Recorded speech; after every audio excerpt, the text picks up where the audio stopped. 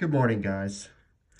I'm going to show you an alternate way to wear a NATO strap that some people prefer. This is our green Discovery watch, which is just a nice field watch, which I really like, and it kind of a nice default weekend outdoor watch for me.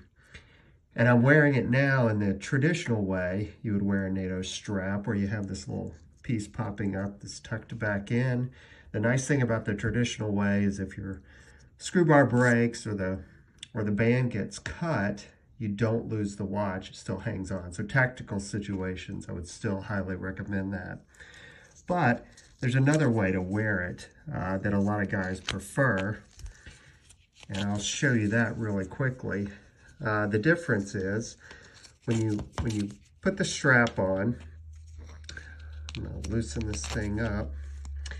What you want is you want this little piece to be about in the middle, the back of your watch. I'm going to move it a little bit more. There you go, about the middle of the back of your watch. And then, instead of kind of putting it all the way around, you just put it on a bit, like that, form a little box. And you put your wrist in that box. When you put the watch on in the morning. So put it on, pull it tight, and then strap the watch like you normally would strap a watch. And where you end up with this, having some trouble this morning, obviously.